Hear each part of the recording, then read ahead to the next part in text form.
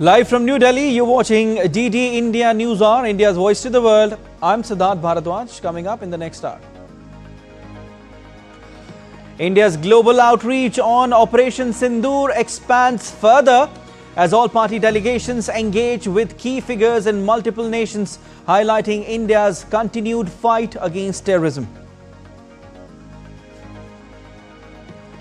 India slams Pakistan at UN Security Council over baseless allegations, accuses it of gross hypocrisy, says Pakistan has repeatedly used the civilian cover to advance the cause of terrorism.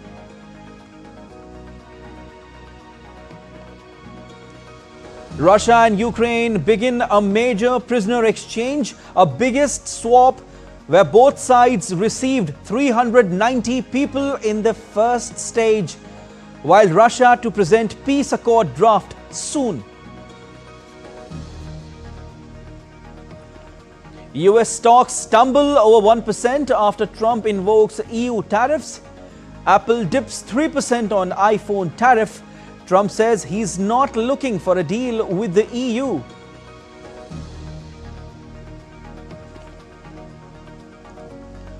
Novak Djokovic nears 100th ATP title as he faces Hubert Hurkacz in the final of Geneva Open on Saturday.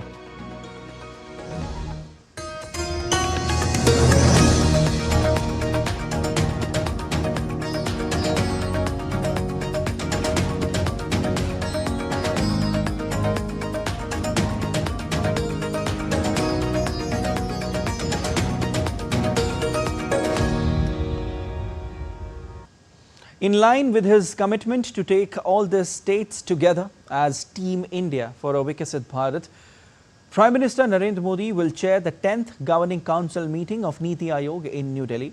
This year's theme is Viksit Rajya for Viksit Bharat at 2047, with the central focus on states and thereby making India a developed nation. Measures for promoting entrepreneurship, enhancing skilling and creating sustainable employment opportunities across the country will also be deliberated in the meeting. The Governing Council of Niti Aayog will also focus on building a consensus on the themes of the 4th National Conference of Chief Secretaries held during 13 to 15 December 2024.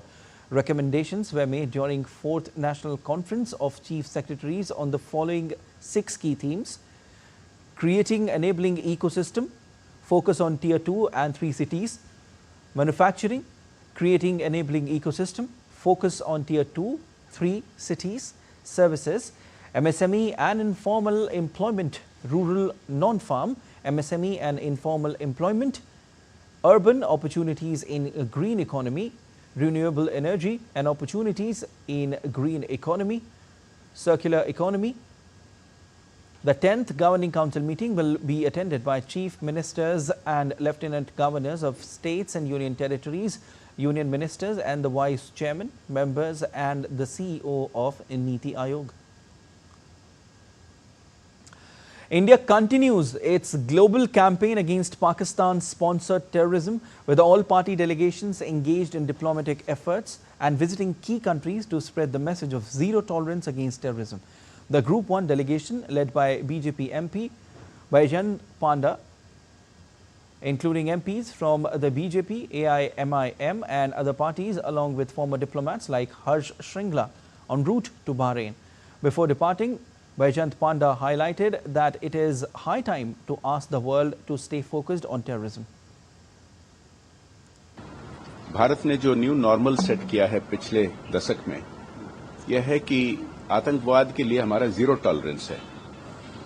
ये नया भारत है, ये जरूर हम response देंगे और जो विभिन्न ग्रुप्स अभी जा रहे हैं विभिन्न देशों पर, इनका यही मैसेज रहेगा और सबसे बड़ा मैसेज, जैसे कि मैंने कहा, कि भारत का एकता का है। Group 5, led by Congress MP Shashi Tharoor, comprise members from the BJP, Telugu Desam Party and Jharkhand Mukti Morcha Party, is visiting Guyana to spread one message against terrorism. They will transit through New York and visit the 9/11 memorial before heading to their first destination, Guyana.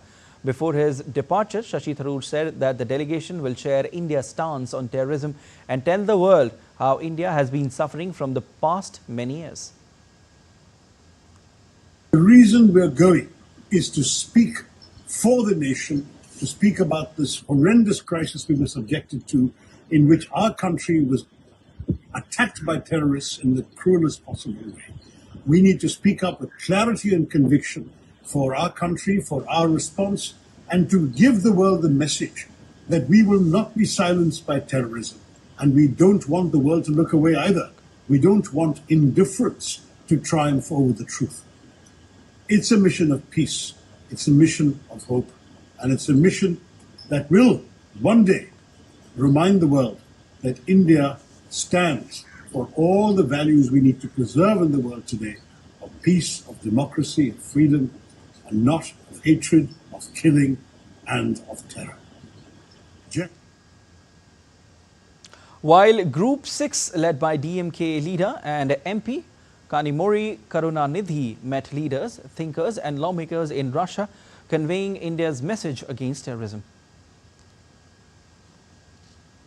They understand that it is a very, very important point the world is facing, and it is an issue which does not affect India.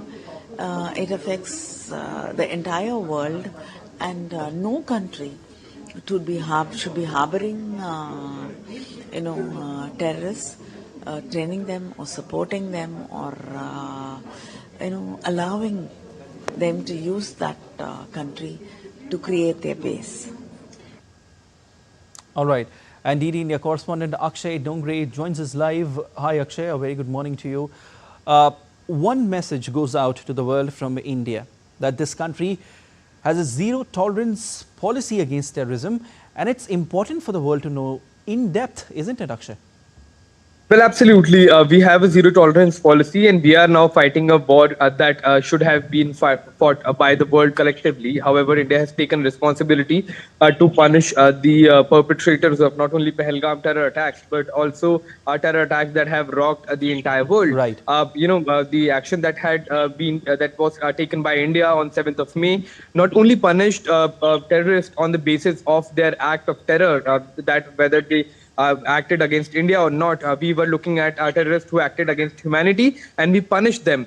This is not a war that India alone has to fight. It is a war that the world should have been fighting together, right, united. However, because of political reasons, what we are seeing around the world is not only many countries being silent about it, but many of them also being unaware about whatever is happening because of their own biases that have already been highlighted by our foreign ministry, by our foreign minister himself, when he said that Europe must come out of the mindset that Europe's problem are the world's problems, but world's problems are not Europe's problems. And these are some messages that have to be taken to the world, and if you have to speak loudly, if you have to speak, in the face of your allies and in the face of the world, then India is ready for it, and our delegations are doing the job. Definitely, Akshay. And when it comes to unity in diversity, Akshay, the world today looks at India, and the entire world saw India's strong answer to Pakistan during Operation Sindoor, isn't it? Now that different delegations are visiting different countries, Akshay, how significant and impactful would it be, especially knowing that strong relationship that India has with majority of the countries across the globe? You were also mentioning just a while back that it's very, very important for the world to know, because many of them are not aware. Well, people are not aware. It's not just the politicians who are not aware. The public is not aware. Many times, the mainstream media of the West also hasn't taken up these issues. So unless a white man is in danger, many times it has been observed that the issues of Africa, the issues of global South have largely been ignored. And one such issue is terrorism that plagues the global South. And many of it has also been the result of the kind of reckless policies that have been made by the Western countries, especially the US, European NATO allies as well, when they have funded some of the local groups, militia groups, and then they use that money to dominate the region, indulge in terror activities. So it's a lot of doing of the West as well. The Pakistan that we are seeing today It's not a terror hub without the knowledge of the top intelligence agencies. They are aware of it. However, what has lagged as of now has been concrete action, and that is what India is now demanding. Quite loud in front of the world that there is a problem. You have to solve it. It's not just impacting us; it's impacting the world. But if the world fails to act, we will not fail to act. We will act against terrorism. Indeed. Thank you so much. Very well analyzed that, Akshay. We leave it there as of now. Thank you. India's External Affairs Minister Dr. S. Jaishankar shared his remarks on how India and Germany can upgrade their ties as the two countries mark 25 years of their strategic partnership. Jaishankar, who is visiting Germany, made these remarks during an interaction at German Council on Foreign Relations and acknowledged German support to India after Pahalgam terrorist attack. When it comes to terrorism, I think today, there's virtually no country which would say, I approve of what is done. Or no country which would say, I don't condemn what was done. And if I were to say, I have the right to defend myself, my people, I have the right to secure my country, I think much of the world would agree with me. And I'm happy to say that Germany does. We are very encouraged both by the very early condemnation of the terrorist attack, as well as the very clear message which we got on the 7th of May and again today from Minister Vladimir, that Germany recognizes India's right to defend itself against terrorism. Jaishankar offered suggestions on collaboration in several areas to take the ties ahead, listing down the challenges which the modern world has brought forth, such as the chips war, climate change, poverty, damage done by COVID pandemic, amongst others. External Affairs Minister expressed confidence in the India-Germany ties to face them. Sharing his engagements in Germany, he noted that the time is ripe to think about the next 25 years and how we can fully realize the potential of India-Germany ties. He expressed optimism for trade ties to grow between the two countries, and an FTA with the EU would help in that regard.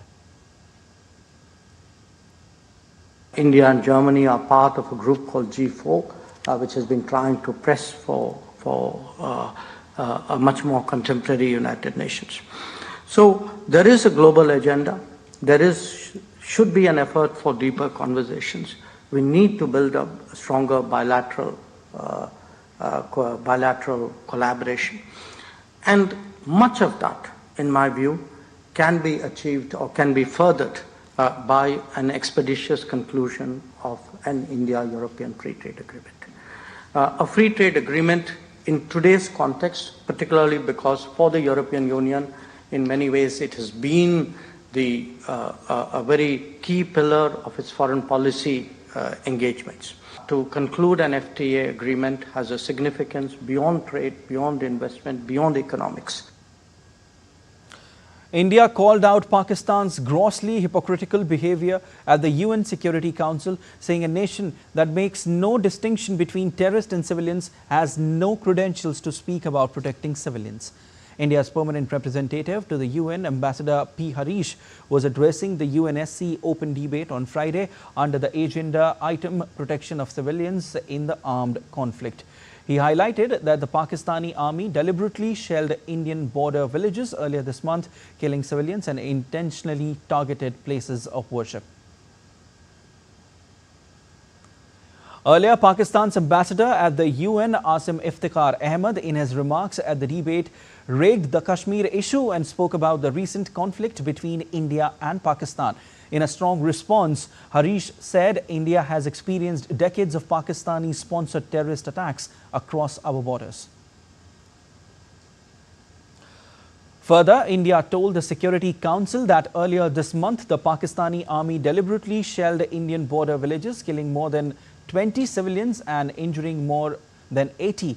He stressed that the international community should not ignore the adverse impacts of all forms of terrorism, including those emanating from across borders, in the debate on protection of civilians. India has experienced decades of Pakistani-sponsored terrorist attacks across our borders. This has ranged from the horrific 26/11 attack on the city of Mumbai, to the barbaric mass murder of innocent tourists in Pahalgam in April 2025. Pakistan has repeatedly used a civilian cover to advance the cause of terrorism. We just recently saw senior government, police and military officials pay respects at the funeral of noted terrorists targeted by Operation Sindoor.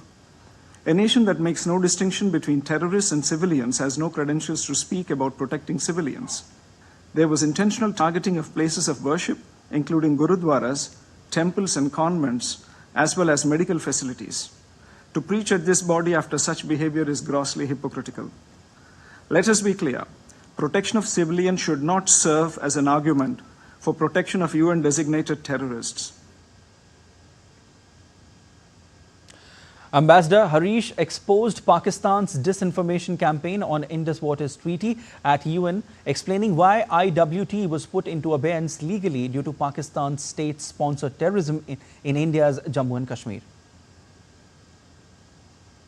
India entered into the Indus Water Treaty 65 years ago in good faith. The preamble of the treaty describes that the treaty was concluded in a spirit of goodwill and friendship.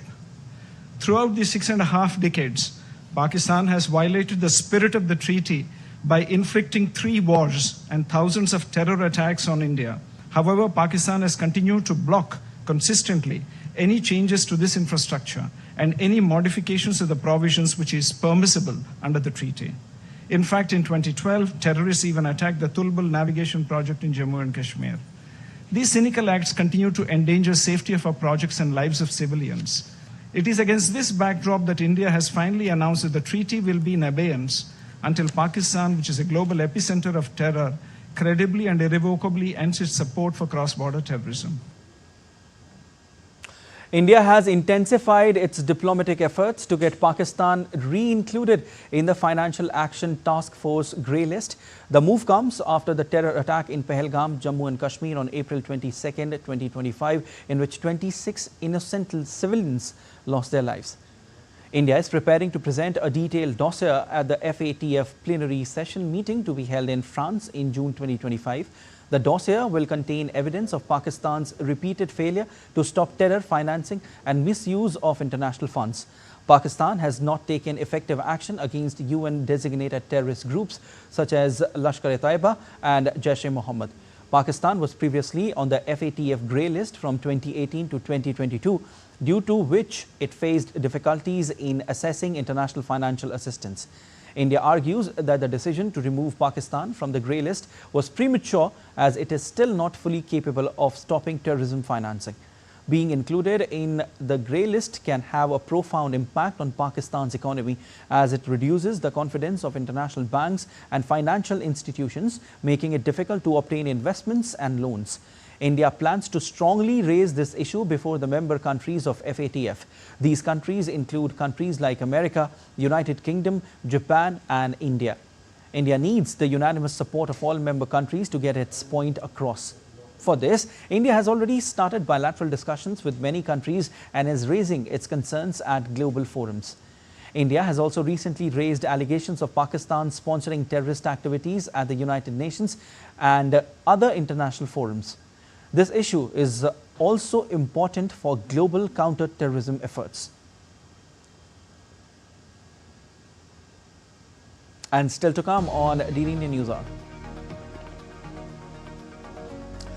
The interim leader, Mohammad Yunus, is reportedly considering stepping down. What's next for Bangladesh? US-Iran latest nuclear talks end with limited progress. US issues orders easing Syria sanctions after Trump pledge.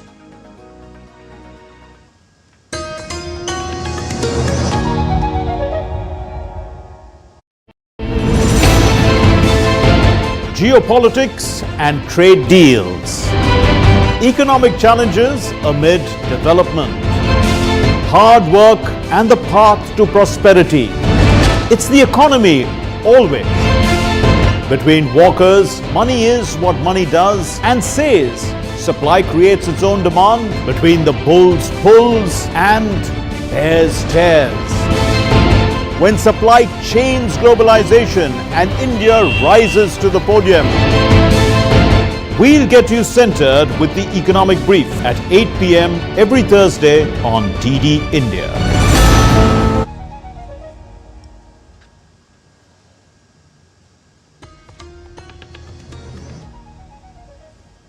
You're watching DD India News Hour. I am Siddharth Bharadwaj. In an extraordinary display of courage, leadership and comradeship, Lieutenant Shashank Tari of the Indian Army Sikkim Scouts laid down his life while saving a fellow soldier during an operational task in North Sikkim on Wednesday. He was leading a route opening patrol towards a tactical operating base in Sikkim, a key post being prepared for future deployment, while the patrol was navigating a log bridge over a fast-flowing mountain stream. In the Chu Junction, Agniveer Stephen Suba slipped and was swept away by the current. Demonstrating remarkable presence of mind, selfless leadership and unwavering commitment to his team, Lieutenant Tari leapt into the freezing waters in an attempt to rescue the drowning soldier. He was quickly joined by Naik Pukar Katel. Together, the two managed to save Agniveer Suba. The young officer's sacrifice has been hailed as a profound display of selfless service, courage and leadership, hallmarks of the Indian Army's ethos. The southwest monsoon is likely to hit both Kerala and Karnataka simultaneously, a rare event due to a strengthening low-pressure system over the Arabian Sea. India's weather department issued a red alert for coastal Karnataka and an orange alert for interior regions of the state. Rain is expected to resume over the weekend after a short break, with Bengaluru forecast to receive scattered showers over the next 5 days. Officials say if rainfall continues for 48 hours, the monsoon onset may be declared for both states together.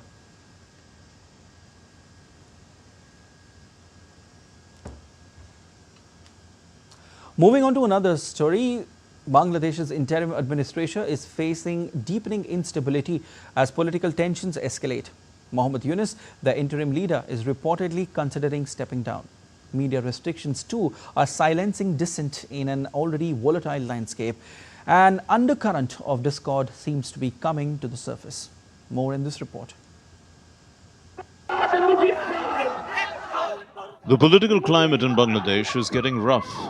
In fact, a bit too turbulent for Mohammad Yunus, Bangladesh's interim leader, who is now mulling resignation. Due to political turmoil and stalled reforms, Yunus is facing the heat. Since replacing Sheikh Hasina, he has faced intense pressure from divided parties. The interim government has banned the Awami League under anti-terror laws, citing alleged crimes during last year's protests. Media restrictions have also increased. The media is writing and reporting matters, but many of our editors, many of our key people in the media, they are not facing or feeling safe. Yunus plans to hold elections in June 2026, but the BNP, which is questioning the inordinate delay, is demanding a date this year. He feels trapped amid protests and infighting. The BNP warns it may withdraw support without a clear plan, aiming to stabilize Bangladesh and strengthen regional ties. We should all together make sure that South Asia is a stable area where to see the development, economic and otherwise, of the people of South Asia and lift up the people out of poverty. This is still one of the most poverty-ridden regions in the world. There is also reported tension between Yunus and the military, with Bangladesh's Army Chief General Wakar-uz-Zaman insisting that elections be held by December 2025. Yunus and the military disagree over election timing, port management and Myanmar's corridor. His remarks in China on northeast India being landlocked also stirred controversy with India. All the Islamist parties, the jihadis, they are talking about the greater Bangladesh and they're talking about including northeast and many other countries and so on. So in that sense, he is trying to say that I want to promote relations with northeast India and Bangladesh. This is the old BBIN that he is trying to promote. Indian leaders criticized Yunus's remarks as undermining sovereignty. Bangladesh restricted Indian cotton and yarn imports, prompting India to ban land route imports from Bangladesh on May 17. Trade now flows only through Mumbai and Kolkata ports, reshaping Bangladesh's economic ties. Clearly, Bangladesh's political landscape is evolving real fast, the layers of which are not fully visible yet. Bureau Report, DD India. Russia and Ukraine have each handed over 390 soldiers and civilians in the biggest prisoner exchange since the start of conflict in 2022. Both sides said they had each released 270 soldiers and 120 civilians so far, with more due to be released on Saturday and Sunday. The released Ukrainians arrived at a hospital in the northern Chernihiv region in buses and filed out, pale, most of them with shaven heads and wrapped in Ukrainian flags. On the other side, the Russian Defense Ministry said servicemen and civilians, including those captured by Ukrainian forces in Russia's Kursk border region during Kyiv's offensive in recent months, were among those handed over. They were currently on Belarusian territory and were to be taken to Russia for medical checks and treatment, the ministry said. Meanwhile, Ukrainian President Vladimir Zilinski said on Friday that the release of 390 people by each side was the first stage of a 1,000 for 1,000 exchange agreed with Russia in Istanbul. It was the only significant result of the meeting in Turkey is that the Russians are blocking everything else. They are blocking it. For now, almost 400 people are home. These are military and civilians. Tomorrow and the day after tomorrow, also the next stages. The formula is 1,000 by 1,000. Russian Foreign Minister Sergey Lavrov said on Friday that Moscow would hand Kyiv a draft document outlining its conditions for a long-term peace agreement once the prisoner exchange is completed. Lavrov, in a statement, said Russia was committed to working out a peaceful settlement in the more than 3-year-old conflict pitting Moscow against Kyiv. He also accused Ukraine of launching waves of drone attacks over several days on Russian targets that caused casualties and disrupted air traffic.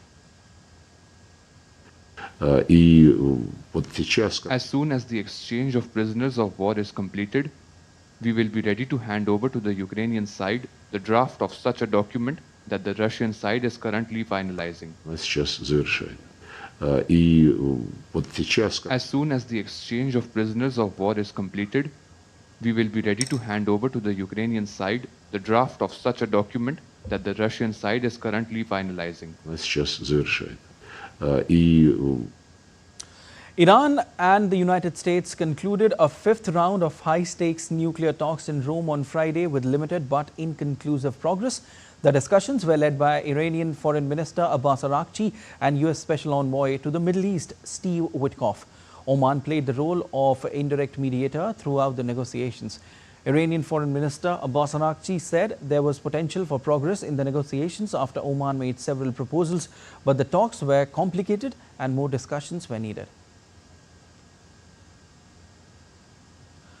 Meanwhile, Iran's Foreign Ministry spokesman Ismail Baghei wrote on social media platform that the 5th round was held in a calm and professional atmosphere, and the date and venue of the next round will be decided and announced later. Previously, Iran and the United States held 4 rounds of Oman-mediated indirect talks starting from April on Tehran's nuclear program and the lifting of U.S. sanctions. The administration of United States President Donald Trump has taken its first concrete action to deliver sanctions relief for Syria following a surprise policy pivot earlier this month. On Friday, the U.S. Department of the Treasury announced sweeping relief to an array of individuals and entities, which it said will enable new investments and private sector activity consistent with Trump's America First strategy. The U.S. State Department, meanwhile, concurrently issued a waiver to a 2019 law, the Qaisar Syria Civilian Protection Act, that would enable the foreign partners, allies and the region to further unlock Syria's potential. Trump surprised the international community when on May 13 he pledged to remove sanctions placed on Syria during the leadership of its now ousted leader, President Bashar al-Assad. And still to come on DD India News Hour. Venezuela opposition leader Juan Pablo Guanipa arrested ahead of May 25 polls. We will tell you about the preliminary deal between US Justice Department and Boeing. 18 injured in a knife attack in Hamburg station.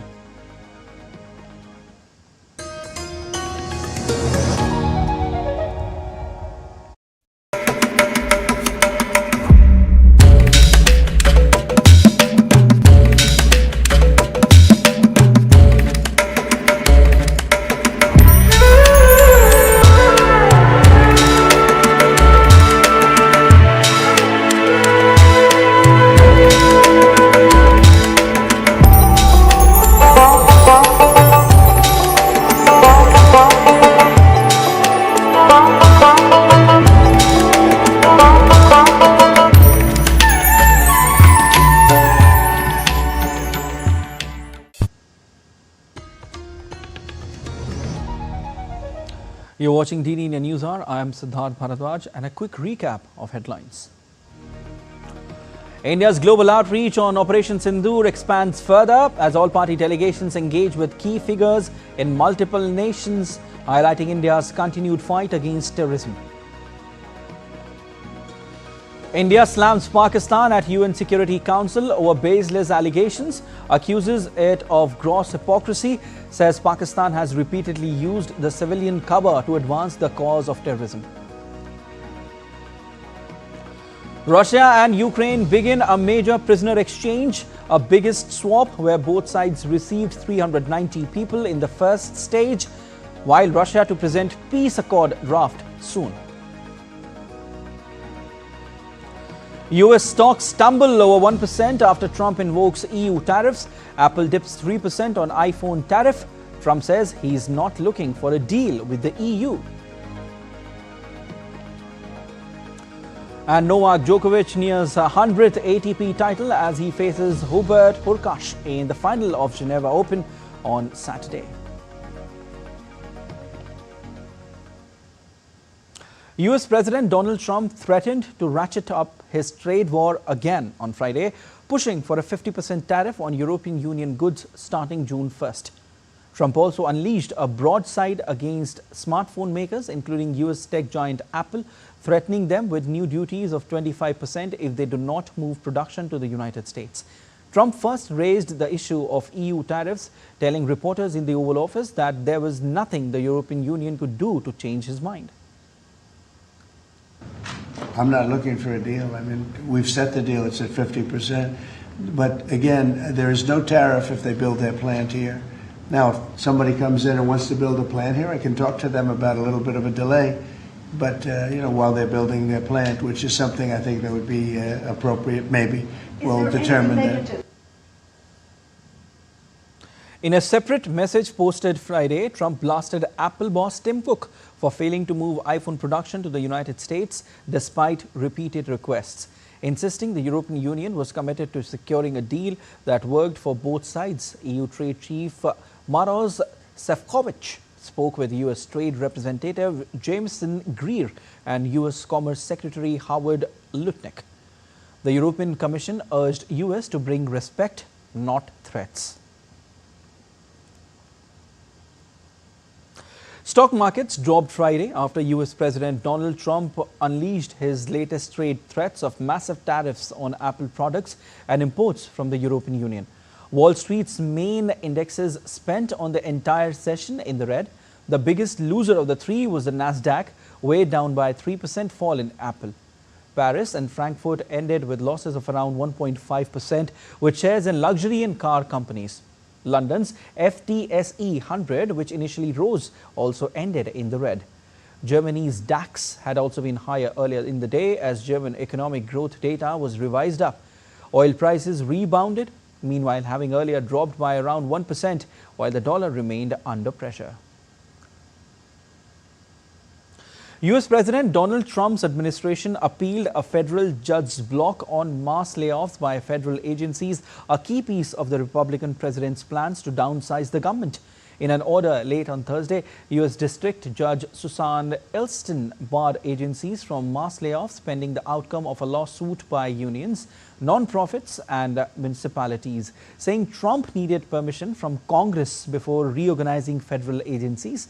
The Trump administration appealed the decision to San Francisco-based 9th U.S. Circuit Court of Appeals, asking the court to pause Elston's ruling pending the outcome of the appeal, saying it rests on fundamentally flawed understanding of the separation of powers. White House spokesman Harrison Fields said Congress has granted the president the authority to implement mass layoffs and called Elston's decision extreme judicial overreach. Harvard University filed a lawsuit against the Trump administration over its decision to stop the Ivy League school from enrolling international students. Harvard University filed a lawsuit in Boston federal court calling the government's revocation of its ability to enroll foreign students a blatant violation of the U.S. Constitution and federal law. The university stated that the decision had an immediate and devastating effect on more than 7,000 visa holders and significantly impacted Harvard's mission. Harvard argued that international students are an essential part of its academic community, stating without its international students, Harvard is not Harvard. The lawsuit urged a federal judge to block the revocation, citing irreparable harm caused by action. The case has been assigned to U.S. District Judge Alison Burroughs. Meanwhile, the White House dismissed the lawsuit, with spokesman Abigail Jackson rejecting Harvard's claims.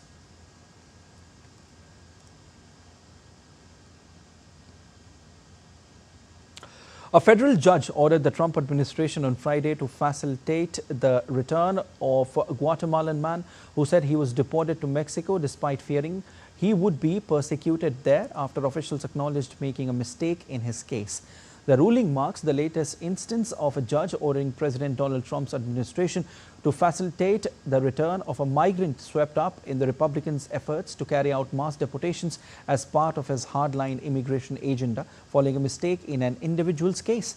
Such an error occurred with Maryland resident Kilmar Abrego Garcia, who was deported to El Salvador in March despite an order protecting him from removal. He remains there despite a judge ordering the administration to facilitate his return. Leading Venezuelan opposition politician Juan Pablo Guanipa, a close ally of Maria Corina Machado, was arrested on charges of conspiring to sabotage upcoming parliamentary and regional elections that the opposition has vowed to boycott. The arrest of Guanipa comes amid rising tensions ahead of Sunday's election. Machado has called on voters to spurn the ballot, which comes 10 months after elections that leftist President Nicolas Maduro is widely accused of stealing. U.S. Secretary of State Marco Rubio issued a statement expressing concern following the unjustified and arbitrary arrest of opposition leader Juan Pablo Guanipa and over 70 individuals in what he labeled a new wave of repression from the Maduro regime. And in Germany, 18 people were injured in a knife attack in Hamburg station on Friday evening. 4 victims are in critical condition and 6 others are seriously injured. According to Hamburg police spokesperson, a 39-year-old woman was arrested after the attack. Hamburg police do not suspect a political motivation after the attack at Hamburg's main train station. The spokesperson added there was no concrete number of how many people were injured during the attack, but said that several people have life-threatening injuries. German Chancellor Friedrich Merz has expressed his sympathies for the victims and their families on social media while thanking emergency services for their quick response. The U.S. Justice Department reached a preliminary agreement with Boeing to settle a long-running criminal probe into deadly 737 MAX crashes, drawing condemnation from some crash victim families. Under an agreement, in principle, Boeing will pay $1.1 billion and the Department of Justice would dismiss a criminal charge against Boeing over its conduct in the certification of the MAX. The agreement would resolve the case without requiring Boeing to plead guilty to fraud in the certification of the MAX, which was involved in 2 crashes in 2018 and 2019 that claimed 346 lives. Family members of some MAX victims slammed the proposed settlement as a giveaway to Boeing. Vietnam's Technology Ministry has ordered telecommunication service providers to block the messaging app Telegram for not cooperating in combating alleged crimes committed by its users, in a move that Telegram said was surprising. The ministry was acting on behalf of the country's cybersecurity department after police reported that 68% of the Telegram channels and groups in Vietnam violated the law, citing fraud, drug trafficking and cases suspected of being related to terrorism among the illegal activities carried out through the app. Telegram, which competes globally with the other social media apps such as Facebook's Meta, WhatsApp and WeChat, still available in Vietnam. SpaceX to make another launch attempt next week of the massive Starship rocket, key to CEO Elon Musk's long-term vision of colonizing Mars after 2 consecutive in-flight explosions earlier this year. 2 previous test flights of the world's largest and most powerful rocket ended in setbacks with high-altitude explosions and showers of debris falling over the Caribbean. Both times, the upper stage of the rocket was lost, but the Super Heavy booster was caught with the launch tower's mechanical chopstick arms, an impressive feat of engineering. To date, Starship has completed 8 integrated test flights atop the Super Heavy booster, with 4 successes and 4 failures ending in explosions.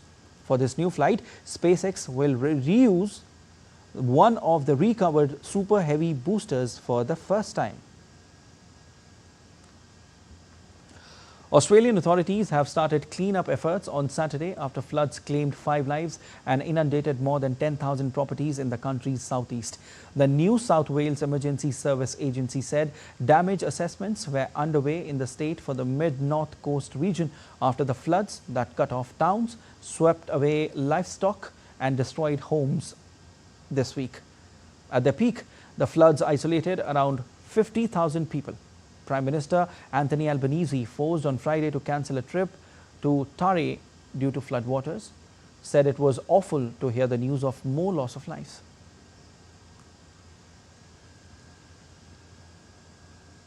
Japan is facing a severe rice crisis, with prices nearly doubling due to poor production, aging farmers and supply shortages. Despite releasing stockpiles, prices remain high, prompting new Agriculture Minister Shinjiro Koizumi to act swiftly.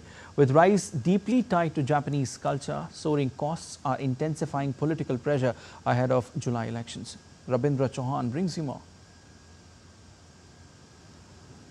Poor rice production, aging farmers and lack of their successors, allegations of hoarding, poor policies and geopolitical crisis affecting supplies.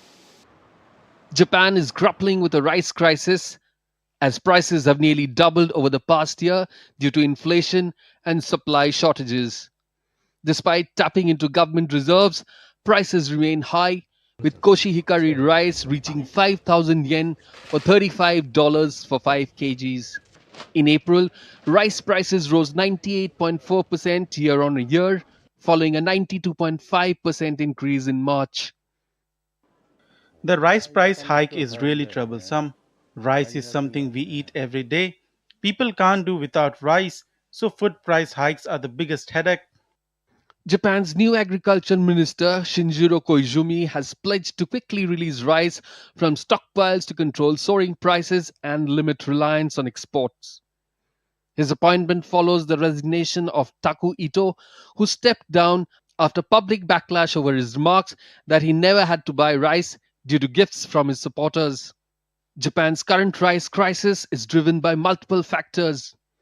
Experts point to last summer's panic buying, a surge in tourism, rising wheat prices due to Ukraine war, and a poor harvest in 2023 caused by extreme heat. Additionally, some blame wholesalers for hoarding rice to keep prices high.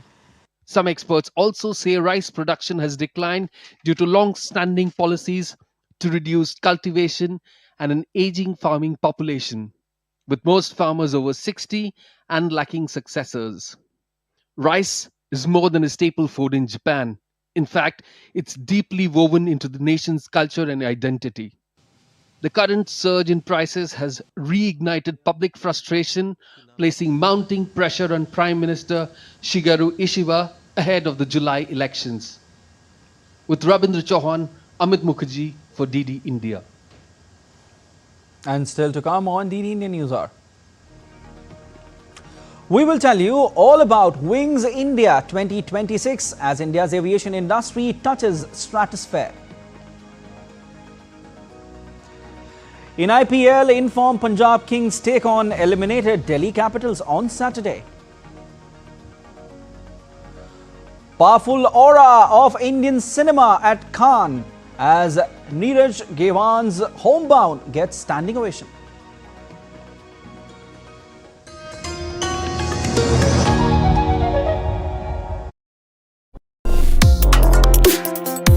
Complex issues, hidden agendas, twists and turns, strategic games. We think all dots are linked. We just need to connect them. Join me every week as I connect the dots to unravel hidden designs in statecraft, mysteries, and decode issues that matter to you. Watch Connecting the Dots with me at these times on DD India.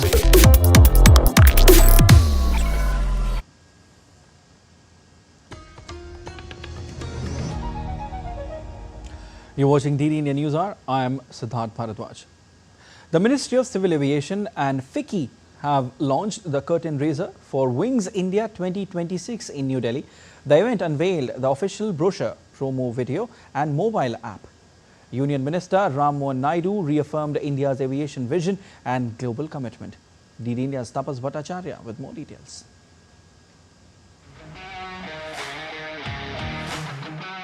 The journey to Wings India 2026 has officially taken flight. In a grand curtain raiser hosted in New Delhi, the Ministry of Civil Aviation, in collaboration with FICCI, unveiled Asia's largest civil aviation event, which will be held in Hyderabad from 28th to 31st January 2026. The launch event saw the release of the Wings India 2026 brochure, a powerful promotional video, and the official debut of the Wings India 2026 mobile app, designed to connect stakeholders from across the globe with just a tap. India's Civil Aviation Minister Ram Mohan Naidu took center stage to reaffirm the nation's global aviation commitment. This gathering is not merely about announcing an event. It is about declaration of a purpose. It is reaffirmation of India's commitment to not just keep pace with global aviation, but to lead it, shape it, and also define its future. He emphasized India's open skies policy, transparent regulations, and strong international partnerships. He also unveiled the theme of Wings 2026. I'm honored to officially unveil the theme of Wings India 2026, which is Indian aviation paving the way for future, from designing to deployment, manufacturing to maintenance, inclusivity to innovation, and safety to sustainability. Wings India 2026 is expected to showcase India's vision, innovation, and boundless opportunities in aviation. Tapas Bhattacharya's report for DD India. 116th meeting of the RBI Central Board of Directors took place in Mumbai on Friday. The board reviewed both global and domestic economic conditions and associated risks. The meeting also assessed the RBI's operations for the fiscal year April 2024 to March 2025, approving the annual report and financial statements. The surplus for FY 2024-25 was determined using the updated economic capital framework, which was approved on May 15, 2025. Under this revised framework, the contingent risk buffer is to be maintained between 4.5% and 7.5% of the RBI's balance sheet. You're watching DD Indian News Hour. Time now for sport. And in tennis, Novak Djokovic will be looking to script history as he's set to face Hubert Hurkacz in the final of Geneva Open 2025. Djokovic defeated Cameron Norrie in the semi-finals of Friday to move on one step closer to 100th ATP title. Djokovic will attempt to secure his first tournament victory since winning Olympic gold in Paris last summer. A win in the final would make him only the third player to reach a century of ATP titles after Jimmy Connors and Roger Federer. In the Indian Premier League, 16 days after their game in Dharamshala was abandoned before the completion of the first innings, Punjab Kings and Delhi Capitals will meet again at the Savai Mansingh Stadium on Saturday. The Kings have already sealed their spot in the playoffs for the first time in 11 years after a win against the Rajasthan Royals. Gujarat's loss against Lucknow Super Giants on Thursday means PBKs can seal a spot in Qualifier 1 with wins in their remaining 2 matches. However, the mood is much more sombre in the Capitals' dressing room. Capitals suffered a 59-run drubbing at the hands of the Mumbai Indians, which extinguished the team's hopes of qualification. The team will now hope to finish another below-par campaign with a win. India's Neeraj Chopra secured second position in the Javelin Throw event at the JK Memorial 2025 in Poland on Friday. Neeraj claimed the second position with a throw of 84.14 meters in his last attempt, pushing Anderson Peters to third position. This is the 22nd consecutive event where Neeraj has finished inside the top 2. Germany's Julian Weber secured a first position with best throw of 86.12 meters. The Indian javelin star will feature next at the Ostrava Golden Spike meeting in the Czech Republic on June 24. In soccer, Arsenal is set to clash with Barcelona in much-awaited final of the Women's Champions League on Saturday. And in fact, this will be Barcelona's 6th appearance in the final in 7 years and a record-tying 5th consecutive year. A victory on Saturday would make Barcelona the second club after Lyon to lift the trophy for 3 consecutive years. Meanwhile, Arsenal's journey to the final came after a 15-year wait since their 2006-07 UEFA Women's Cup triumph. We respect Barcelona as a team. They're a really, really good football team. So we're very humble for the occasion, but also we are here to win. And we have to find ways to win. And I am convinced that the game will shift in momentum. Real Madrid's outgoing manager Carlo Ancelotti on Friday gave his last pre-match press conference at the club, saying it has been an emotional journey. Ancelotti, who has managed the club since 2021, is set to take over as manager of Brazil's national team next week. The 65-year-old has enjoyed 4 hugely successful years in his second tenure with the Spanish Giants. Speaking at the press conference ahead of their La Liga match against Real Sociedad, Ancelotti said there had been a lot of emotions in the days following the announcement of the move on May 12. When a stage ends, when you have been working on a career, there is a lot of emotions. That's what's happening to me these days. A lot of emotion too. I'm not sad at all. I'm very happy. A very, very important stage in my career has ended. I have tried to do everything I could for this club. We have achieved that. So we are living happy considering that sooner or later this day had to happen. 10 years after Masan, Neeraj Gewan returns to Unsaita Raga at the competition section at Cannes Film Festival with Homebound, a drama following 2 childhood friends. Neeraj Gewan talks exclusively to DD India about overwhelming response Homebound getting at Cannes. I'm at Cannes Film Festival and right now I'm very thrilled to be speaking to one of the most compelling voices of Indian cinema right now. We have Neeraj Gewan with us. It was great. You got the much needed, well-deserved, overwhelming standing ovation at the screening of Homebound. Tell us about that. It meant so much, you know, you're sitting there with your entire crew finally watching the film. I've seen the film 100 times, but meko laga ab kyun ro rahe ho? But suddenly just sitting there and all people from all across the world, and you are representing India at that stage, I just cried out, and so many people were crying. It was, I mean, overwhelming is also a small word to say. Okay. This is not your first time at Cannes, and you have made history at Cannes earlier also with the film like Masan.